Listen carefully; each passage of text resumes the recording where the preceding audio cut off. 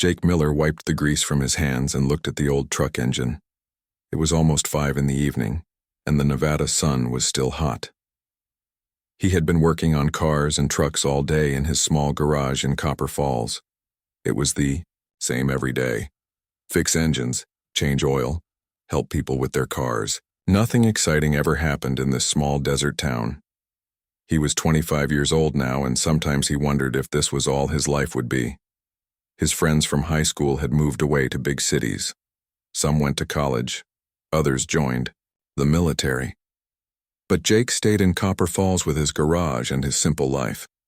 The bell above his garage door rang as someone walked in. It was Mrs. Peterson with her old car that made strange noises. Jake smiled and wiped his hands again. "Hi, Mrs. Peterson. What's wrong with your car today?" Before she could answer, something strange happened. The sky got dark suddenly, like a big cloud was blocking the sun. But when Jake looked up, it was not a cloud at all, it was a ship. A huge metal ship floating in the sky above their town. It was bigger than anything Jake had ever seen. Bigger than the biggest airplane. The ship was silver and had strange blue lights along its sides. Mrs. Peterson screamed. She dropped her car keys and ran out of the garage. Jake stood there with his mouth open, staring at the impossible thing in the sky. Then more ships appeared. Dozens of them. They filled the sky above Copper Falls and stretched far into the distance. Jake could see people running in the streets. Car alarms started going off. Dogs were barking everywhere. Jake's phone buzzed with emergency alerts. The radio in his garage crackled to life with panicked voices. News reporters were shouting about alien ships appearing all over the world. The president was going to speak soon. The military was moving. But Jake was not thinking about any of that. He was thinking about something that happened 10 years ago. Something he had almost convinced himself was just a dream. He was 15, then staying late at school to finish a project. It was getting dark when he heard voices behind the school building. Mean voices. Angry voices. Jake knew those voices. They belonged to Tony Clark and his friends. They were bullies who liked to hurt anyone who was different. Jake walked around the building to see what was happening. What he saw made him angry. 3 big boys were standing around someone on the ground. They were kicking and laughing, but the person on the ground was not like anyone Jake had ever seen. It was a girl, maybe his age, but her skin was blue. Not painted blue, but really blue like the sky. Her hair was silver and seemed to shine in the dark. She was curled up in a ball trying to protect herself from the kicks. "Freak!" Tony was shouting. "Go back where you came from, you monster." Jake did not think. He just moved. He was not as big as Tony and his friends, but he was angry. Very angry. "Leave her alone," Jake shouted as he ran toward them. Tony turned around, surprised. "Mind your own business, Jake. This thing is not human." "I don't care what she is," Jake said. 3 against 1 is not fair."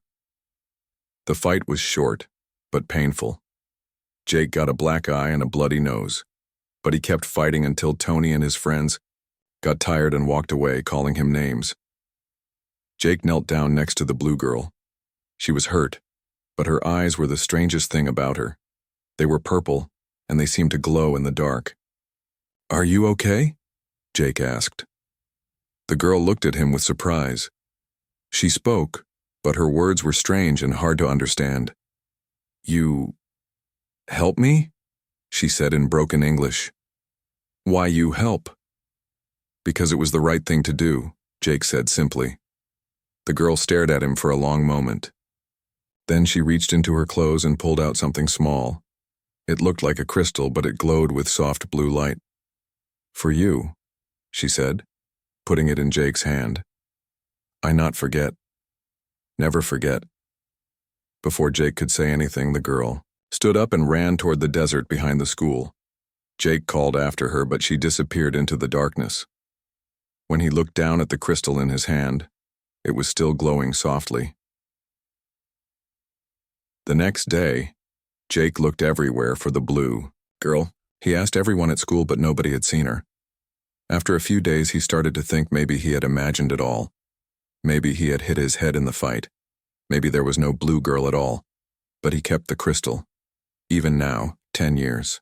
Later, he still had it in his pocket. Jake reached into his pocket and pulled out the small crystal. It had not glowed since that night 10 years ago. It just looked like a piece of glass or maybe a strange rock. But now, with the alien ships in the sky, it was glowing again. Bright blue light was coming from it just like that night behind the school. His phone rang. Jake answered it without looking away from the sky. "Jake Miller?" The voice was serious and official. "Yes?" "This is General Patricia Kane with the United States Air Force. We need you to come with us immediately." "What? Why? I'm just a mechanic." "Mr. Miller, we have received a message from the ships in our sky. They are asking for you specifically. They want to talk to Jake Miller of the third planet. You are the only Jake Miller they will speak to." Jake felt dizzy. This could not be happening. There must be some mistake. "No mistake, Mr. Miller. A car is coming to get you now. Please do not try to run. The future of our planet may depend on you." The phone went dead. Jake looked at the glowing crystal in his hand and thought about purple eyes and silver hair. He thought about a blue girl who said she would never forget. Outside, he could hear cars coming fast down the desert road toward his garage. In the sky, the alien ships waited silently. And in his hand, the crystal grew brighter, as if it was calling to something far above. Jake Miller, the small-town mechanic, was about to discover that sometimes the smallest acts of kindness can change everything. The black cars arrived at Jake's garage within minutes. Men in military uniforms got out and walked toward him. They were polite but serious. Jake did not try to run. Where could he go with alien ships filling the sky? "Mr. Miller, please come with us," said a woman with short gray hair and many badges on her uniform. "I am General Kane. We need to get you somewhere safe while we figure this out." Jake grabbed his jacket and locked his garage. The crystal in his pocket was still glowing, and he could feel its warmth through the fabric. As they drove away from Copper Falls, Jake saw people standing in their yards looking up at the ships. Some were crying. Others were taking pictures with their phones. Everyone looked scared. They drove for 2 hours to a military base Jake had never seen before. It was hidden in the desert, surrounded by big walls and guard towers. Inside, the base was full of activity. Soldiers ran everywhere. Scientists carried strange equipment. Everyone looked busy and worried. General Kane led Jake to a meeting room where other important-looking people waited. There was a man in a white coat who introduced himself as Dr. Alex Webb. He studied aliens, though until today there were no aliens to study. "Mr. Miller," Dr. Webb said, "we need you to tell us everything about how these aliens know your name." Jake told them about the blue girl from 10 years ago. He told them about the fight and the crystal. Some of the people in the room looked like they did not believe him. But when Jake showed them the glowing crystal, everyone got very quiet. "May I examine this?" Dr. Webb asked. Jake handed over the crystal. Dr. Webb looked at it with different machines and tools. The crystal kept glowing, and sometimes it pulsed like a heartbeat. "This is definitely not from Earth," Dr. Webb said. "The energy readings are unlike anything I have ever seen. It seems to be some kind of communication device." Before anyone could say more, alarms started ringing throughout the base. A soldier ran into the room. "General Kane, one of the ships is coming down. It's heading for the open area outside the base." Everyone rushed outside. Jake watched as one of the huge alien ships slowly descended from the sky. It was even more impressive up close. The silver metal seemed to shine with its own light, and the blue patterns along its sides moved like flowing water. The ship landed with almost no sound. It was bigger than several football fields put together. For long minutes, nothing happened. Then a section of the ship opened and a ramp extended to the ground. Figures began walking down the ramp. They looked human from a distance, but as they got closer, Jake could see they were different. They were tall and graceful, with pale blue skin and silver hair. They wore clothes that seemed to be made of light itself. In the center of the group was someone special. Jake knew it immediately, even though she looked very different now. She was taller and more beautiful than he remembered. Her blue skin seemed to glow softly and her silver hair moved like it was underwater. She wore a crown that looked like it was made of stars, and her purple eyes were exactly as he remembered them. It was the blue girl from 10 years ago. But now she was clearly much more than just a girl. She walked directly toward Jake, ignoring all the soldiers and scientists. Her eyes never left his face. When she was close enough to touch, she stopped and smiled. "Hello, Jake Miller," she said. Her English was perfect now, with only a slight accent that sounded like music. "I told you I would never forget." "You're her," Jake said quietly. "You're really her." "I am Empress Zara Thel of the Nexari Empire," she said. "But to you I will always be the frightened girl you saved behind your school." General Kane stepped forward. "Your Majesty, we need to understand why you are here." Zara turned to look at the general, and Jake saw something in her eyes that had not been there 10 years ago. Power, authority. This was someone who ruled over worlds and commanded fleets of ships. "I am here because this planet is in danger," Zara said. "And because I owe a debt to one of its people." Dr. Webb spoke up. "What kind of danger?" "The Krovar Dominion," Zara said, and even speaking the name seemed to make her angry. "They are a military empire that conquers worlds and enslaves entire species. They are coming this way, and Earth is in their path." "Why should we believe you?"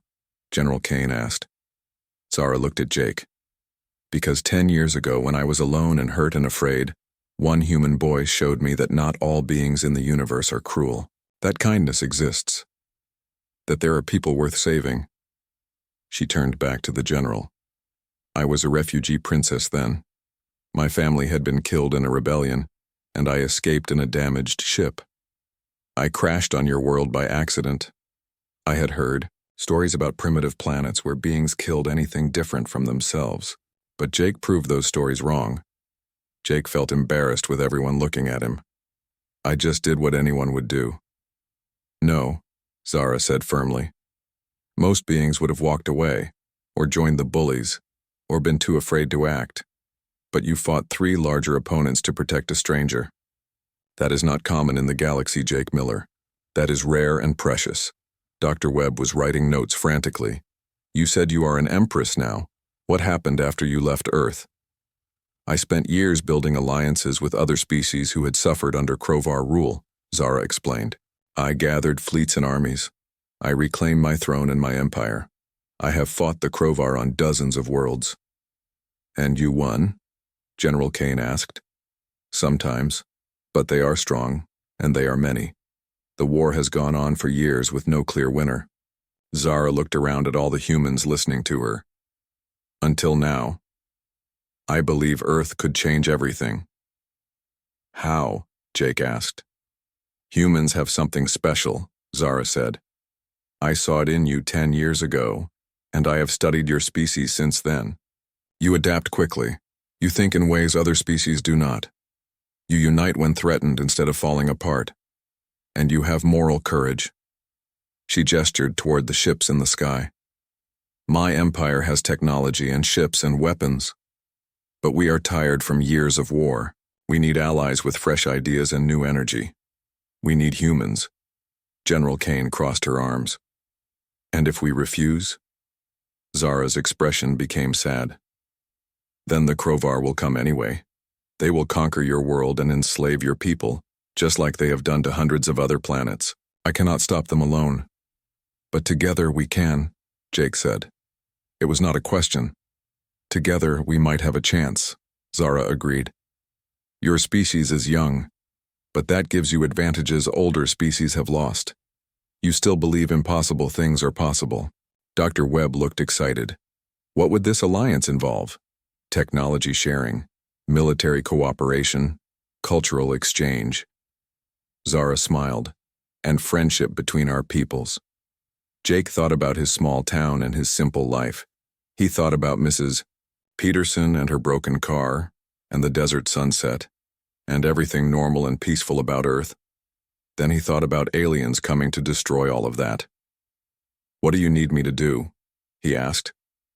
"Help me convince your leaders that this alliance is necessary," Zara said. "They will trust you because you are one of them. and they will listen to you because you are the reason I am here." General Kane was talking quietly into a radio. When she finished, she looked at Zara and Jake. "The president wants to meet with both of you," she said. "He is flying here now." "Good," Zara said. "But General Kane, you should know something else. The Krovar are not far behind me. They have been tracking my fleet. I estimate you have perhaps 6 months before they arrive." 6 months? Dr. Webb looked pale. 6 months to decide if Earth will stand with us or stand alone, Zara said. 6 months to prepare for a war that will determine the future of your world. Jake looked up at the alien ships in the sky and thought about the blue girl he had saved 10 years ago. She had grown up to be an empress who commanded fleets across the galaxy, and now she was offering to save his world, just like he had once saved her. Sometimes, Jake thought, the universe had a strange way of bringing things full circle. 3 weeks had passed since the alien ships arrived. Jake found himself living in a world he barely recognized. The military base had become a busy center of activity with humans and aliens working together. It still felt like a dream to him. The president had arrived the day after Zara landed. Jake had shaken hands with the most powerful person on Earth and tried to explain why saving one blue girl 10 years ago mattered now. The president listened carefully, asked many questions, and then spent hours talking privately with Zara. Other world leaders came too. Presidents and prime ministers from every major country flew in to meet the alien empress. Some were excited about the new technology Zara offered. Others were scared about getting involved in a galactic war. All of them wanted to know more about Jake and why the aliens trusted him. Jake tried to stay out of the way most of the time. He was just a mechanic, and these were important people making decisions about the future of Earth. But Zara kept asking for his opinion on things. She said humans thought differently than her people, and Jake's simple way of looking at problems often helped her understand Earth better. Dr. Webb had become friends with Zara's scientists.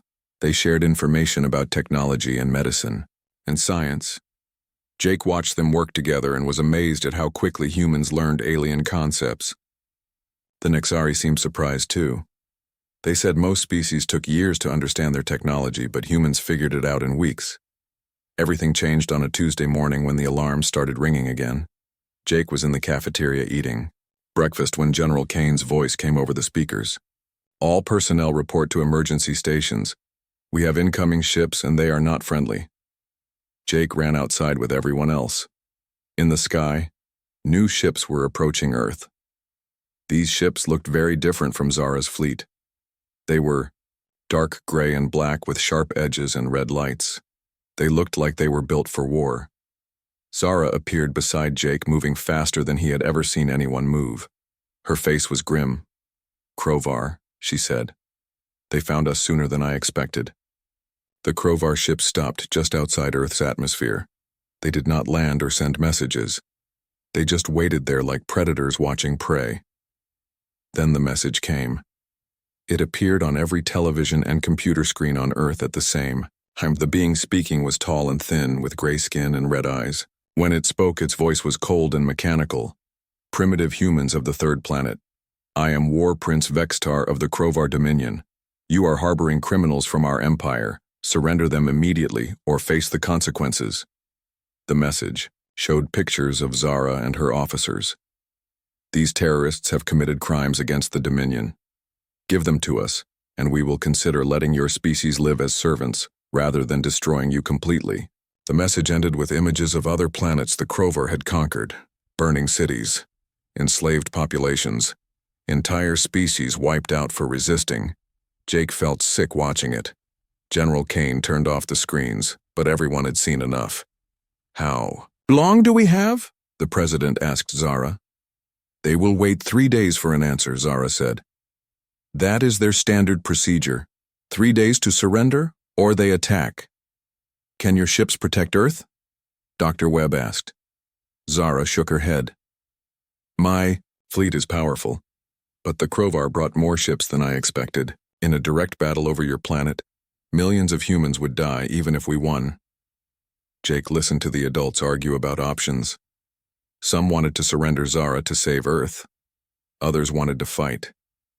A few suggested trying to negotiate with the Crovar. "What do you think, Jake?" Zara asked quietly. Everyone stopped talking and looked at him. Jake felt nervous with so many important people waiting for his answer. "I think," Jake said slowly, "that if we give you to them, they will not keep their promise. Bullies never do. They will just find another reason to hurt people later." "And if we fight?" General Kane asked. "Then we fight together," Jake said. "That is what friends do." The president looked thoughtful. "But the cost, Jake, if we lose, Earth could be destroyed." Jake thought about his hometown, and Mrs. Peterson, and all the normal people living normal lives. Then he thought about other planets where normal people had been enslaved or killed by the Crovar. "If we do nothing, Earth gets destroyed anyway," Jake said.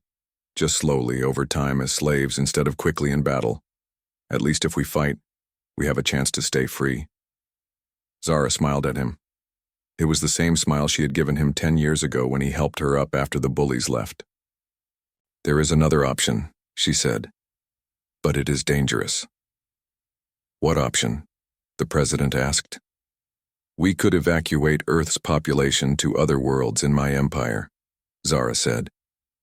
"Save as many humans as possible, and let the Crovar have an empty planet." The room got very quiet. Dr. Webb spoke first. "How many people could you save?" "Maybe 1,000,000, Zara said sadly. "My ships are not designed to carry civilians. We could take some humans to start new colonies, but most would have to stay behind." Jake felt angry. "That is not an option. We do not abandon billions of people." "Then what do you suggest?"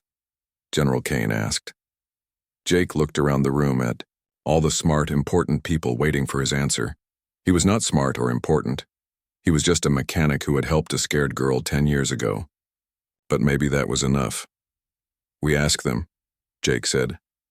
"Ask who?" the president said. "Everyone. All the people on Earth. We tell them the truth about what is happening and let them choose. If humans are as brave as Zara thinks we are, they will choose to fight for freedom instead of accepting slavery." Dr. Webb looked surprised. "You want to tell the entire planet about the alien threat?" "The Crovar already did that with their message," Jake pointed out.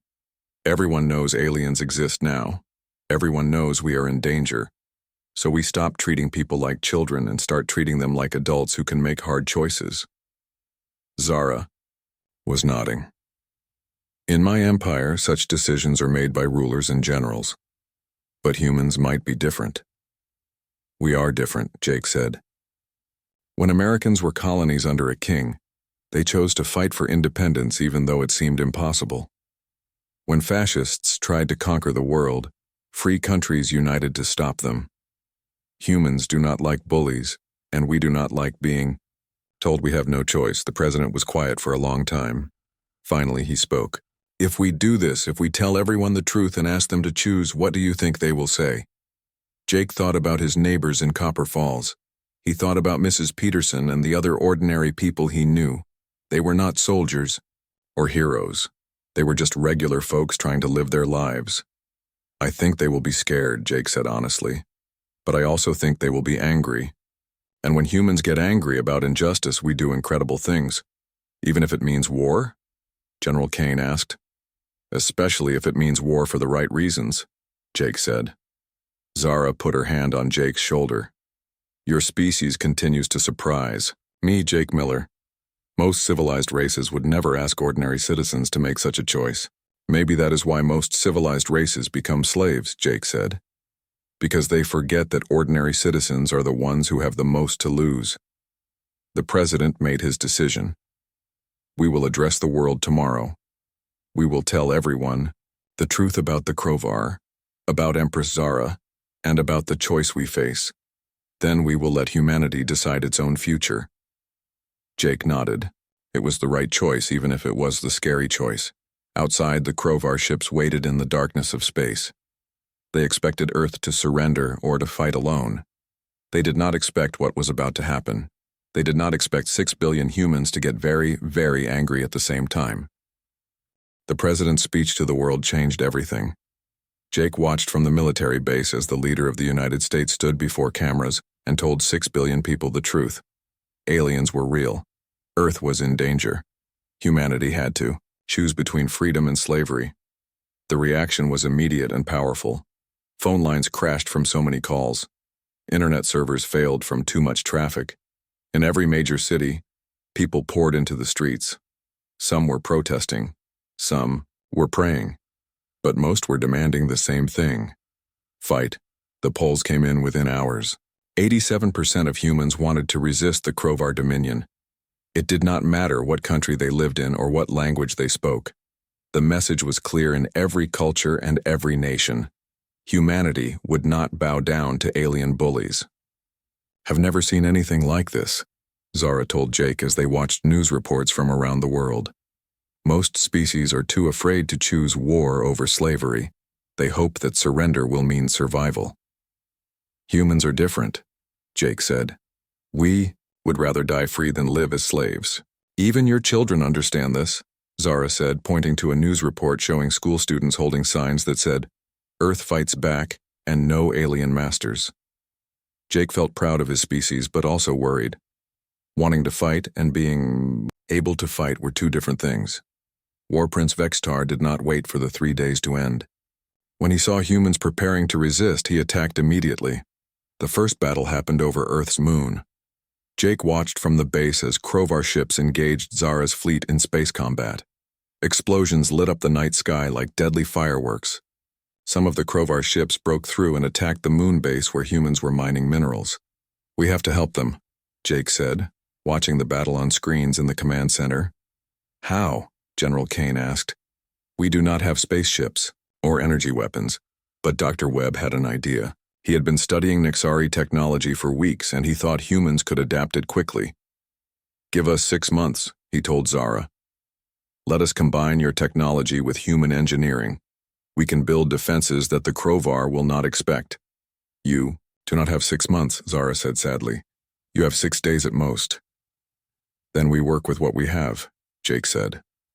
What humans had was creativity, determination, and a planet full of resources. In the next few days, something amazing happened. Every major corporation on Earth stopped making regular products and started making weapons. Car factories built armor for soldiers. Computer companies designed systems to control alien technology. Even Jake's simple garage became part of the war effort. Zara shared the designs for basic energy weapons and defensive shields.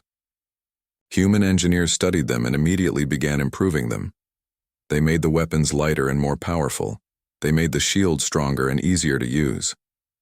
"Your species learns faster than any race I have ever encountered," Zara told Dr. Webb.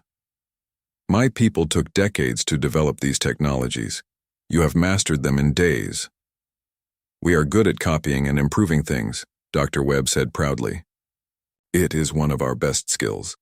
The real test came when the Krovar fleet attacked Earth directly. They expected to find a primitive world with simple defenses. Instead, they found something that surprised them. Humans had turned their entire planet into a fortress. Jake stood with Zara and General Kane in the command center, watching the battle unfold on multiple screens. The Krovar ships came down through Earth's atmosphere, expecting easy targets. Instead, they found energy weapons shooting at them from every major city. They found shields protecting important buildings. They found humans who fought back instead of running away. "Impossible," War Prince Vextar said in a message broadcast to all of Earth. "Primitive species do not resist this effectively. Who is helping you?" "We are helping ourselves," the president replied in a broadcast back to the Krovar. "This is what happens when you threaten human freedom." The battle lasted for 3 days. Krovar ships attacked major cities around the world, but humans had prepared well. Every attack was met with fierce resistance. When Krovar soldiers landed in New York, they found police and soldiers with energy weapons waiting for them. When they attacked London, the entire city had shields protecting. Jake participated in the defense of the military base. He had trained for weeks with Nexari weapons and human tactics. When Krovar soldiers tried to capture Zara, Jake and other humans fought alongside alien warriors to stop them. It was in Deo.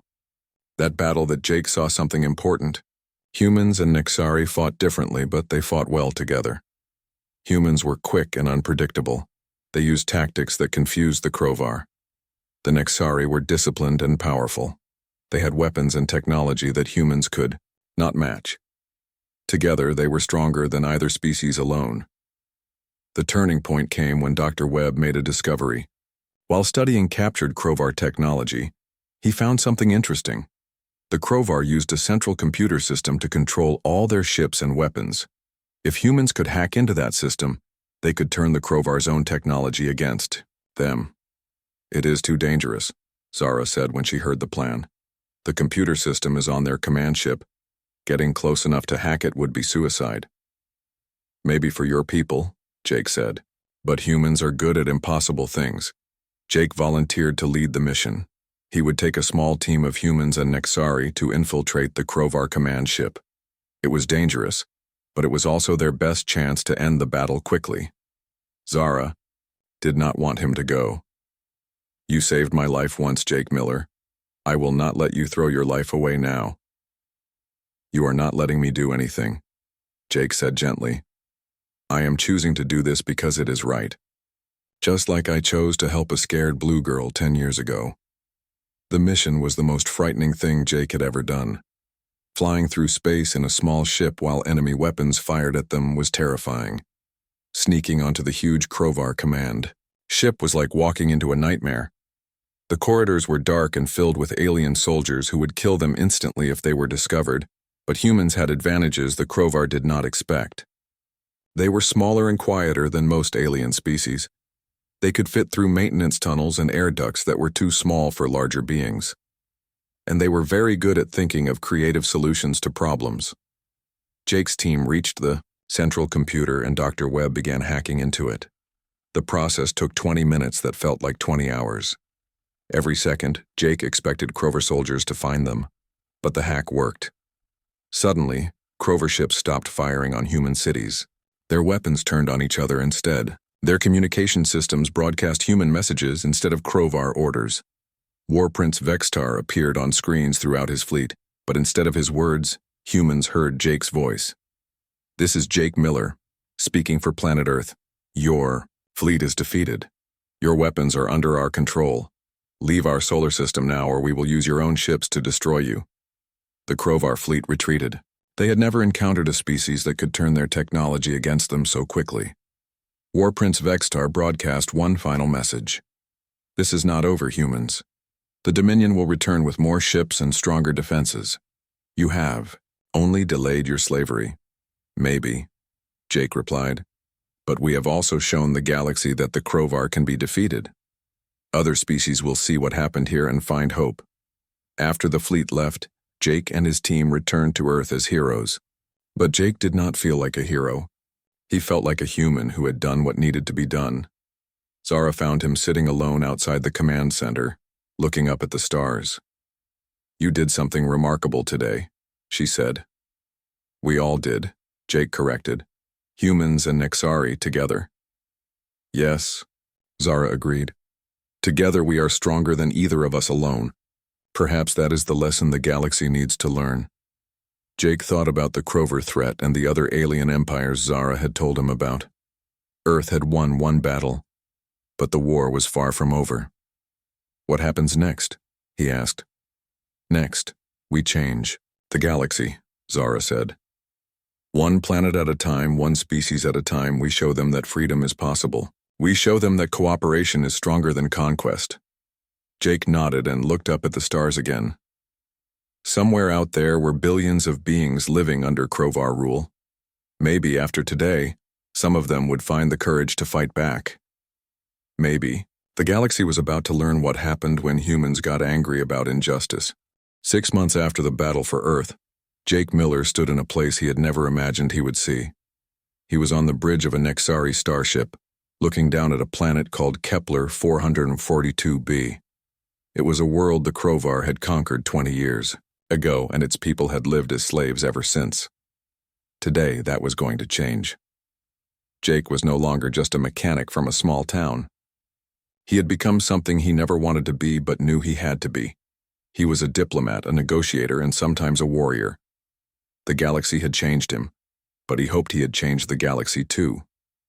"The Liberation Fleet is in position," reported Captain Lisa Grant, Jake's childhood friend who now commanded one of Earth's first space warships. After the Krovar attack, Lisa had joined the military and quickly proved that humans were natural space fighters. Krovar defenses are weaker than expected, added Commander Rick Stone, a human officer who worked alongside Nixari tacticians. They never rebuilt properly after losing their central command system. Jake smiled at that. The hack his team had performed on the Krovar command ship 6 months ago had done more than win one battle. It had shown other species that Krovar technology could be defeated. Rebellions had started on dozens of worlds. "Begin the operation," Jake ordered. What followed was not really a battle. It was a rescue mission. The Krovar garrison on Kepler 442b surrendered after only 2 hours of fighting. They had heard what happened to their fleet at Earth, and they knew they could not win against the combined human Nixari forces. But the real victory was what happened next. Jake beamed down to the planet's surface with Zara and a team of diplomats. The people of Kepler 442b were called the Zalani, and they looked like tall, thin humans with golden skin and large green eyes. They had been slaves for so long that many had forgotten what freedom looked like. An elderly Zalani named Elder Korthak met them at the spaceport. He moved slowly and kept his eyes on the ground as slaves were required to do under Krovar rule. "Great ones," he said in broken galactic standard. "How may we serve you?" Jake knelt down so he was at the same eye level as the elder. "You do not serve us," he said gently. "We are here to serve you. We are here to give you back your freedom." Elder Korthak looked confused. "Freedom?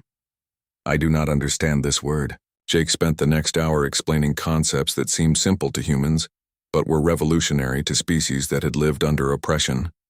The right to choose your own leaders. The right to speak your mind without fear. The right to live your life as you wanted, as long as you did not hurt others. "But who will tell us what to do?" asked a younger Zalani woman. "You will," Jake said. "You will choose leaders from among your own people. You will make your own laws and your own decisions." "What if we make mistakes?" Elder Korthak asked. "Then, you will learn from them and do better next time," Zara answered.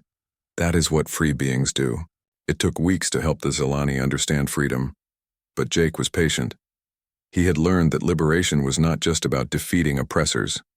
It was about teaching people to believe in themselves again. While Jake worked with the Zalani, other human Nixari teams were liberating other worlds. Each planet was different, but the pattern was the same. Humans provided creative tactics and moral inspiration. The Nixari provided technology and military strength. Together, they were freeing the galaxy one world at a time. The turning point came when they received an unexpected message. It was from War Prince Vextar himself, but he was not threatening them this time. "Human Jake Miller," the message began. "I request a meeting under the ancient laws of parley. I have a proposition that may interest you." Jake discussed it with Zara and the other leaders. It could be a trap, but it could also be an opportunity to end the war without more bloodshed. They met on a neutral space station at the edge of Krovar territory. Vextar came with only a small guard, and he looked very different from the proud war leader who had threatened Earth 6 months ago. He looked tired and defeated. "Your rebellion has spread to 47 worlds," Vextar said without greeting. "My commanders are deserting. My soldiers refuse to fight species that might turn their own weapons against them." "Good," Jake said simply. "You are destroying the order that has kept the galaxy stable for centuries," Vextar continued. "We are destroying the order that has kept the galaxy enslaved for centuries," Jake corrected. "There is a difference." Vextar was quiet for a moment. Then he said something that surprised everyone. "Perhaps you are right." Jake leaned forward. "What do you mean?" "The Krovar Dominion was not always an empire of conquest," Vextar explained. "Long ago we were explorers and traders. We built the first star maps and established the first trade routes between worlds." "What changed?" Zara asked. "The Devourers," Vextar said, and his voice became fearful. "They came from outside our galaxy 300 years ago. Machines that consume entire star systems for resources. They destroyed the outer rim worlds and kept advancing." Jake felt a chill. "Where are they now?" Still coming, Vextar said. Slowly, because they strip each system completely before moving on. But they never stop. The Krovar became an empire of conquest because we believed only a unified, militarized galaxy could resist them. And how has that worked out? Jake asked. Vextar laughed bitterly. Poorly. A galaxy full of slaves and rebels is not strong enough to fight the Devourers. We need a galaxy full of free allies. Zara spoke carefully. What are you proposing? An alliance, Vextar said. The Krovar will end our conquest campaigns and free our subject worlds. In return, we want to join your coalition against the real threat. Jake studied the alien war leader. Why should we trust you? Because the Devourers will reach the inner galaxy in 50 years, Vexitar said. And when they do, they will not care if we are Krovar or Nexari or human. They will consume us all equally. The negotiations took 3 weeks. Many species did not trust the Krovar, and Jake could not blame them. But eventually an agreement was reached. The Krovar would release all conquered worlds and provide reparations for the damage they had caused. In return, they would join the Grand Alliance against the Devourer threat. 1 year later, Jake stood in the same place where this all began. He was back in Copper Falls, Nevada, watching Mrs. Peterson's grandson play in a playground built with both human and alien technology. The boy was playing with children from 6 different species, all learning together in the galaxy's first integrated school. Zara found him there, as he knew she would. She was no longer just the Empress of the Nexari. She was the elected president of the Grand Alliance chosen by representatives from over 200 worlds. The reports from the Outer Rim are encouraging, she told him. The new defensive systems are holding. The Devourers have been stopped at 3 different systems. Good, Jake said, watching the children play. Maybe we will be ready when they really test us. We will be, Zara said confidently, because we learned something important thanks to you. What's that? Unity is stronger than conquest. Freedom is stronger than oppression. And sometimes, the smallest acts of kindness can change the entire universe.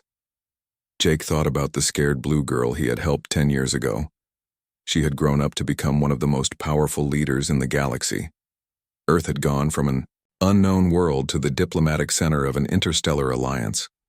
Humanity had gone from isolation to playing a central role in galactic affairs. All because a 15-year-old boy had decided it was wrong for 3 bullies to beat up one scared girl. Do you ever regret it? Zara asked. Giving up your simple life for all this complexity? Jake looked at the children playing together, human and alien, learning that differences were something to celebrate rather than fear. He thought about the free world spreading across the galaxy and the hope that was replacing despair on planet after planet. No, he said. I don't regret it at all. Lisa Grant walked up to join them. She was wearing the uniform of the Grand Alliance fleet, with insignia showing her rank as one of the youngest admirals in galactic history. The new ships are ready for testing, she reported. Human-designed hulls with Nexari engines and Krovar weapon systems. The engineering teams say they are the fastest, most advanced ships ever built. And the crews? Jake asked. Mixed species on every ship, Lisa said proudly. Humans, Nexari, reformed Krovar, Zilani, and dozen others. They work together like they have been allies for centuries instead of months. Jake nodded. That was how it should be. Different species bringing different strengths working together toward common goals. As the sun set over Copper Falls, Jake reflected on how much had changed. 10 years ago he had been alone on this same spot, never imagining that life existed beyond Earth. Now, Earth was connected to hundreds of worlds and thousands of species. The galaxy was still dangerous. The Devourer threat was real, and there would be other challenges in the future. But for the first time in centuries, the galaxy faced those challenges united instead of divided, and it all started with one simple truth that Jake had learned as a child and never forgotten. When you see someone who needs help, you help them. It does not matter if they are different from you. It does not matter if helping them might be difficult or dangerous. You help them because it is the right thing to do. Sometimes, Jake thought as he watched alien children laugh and play with human children, the most important lessons, A.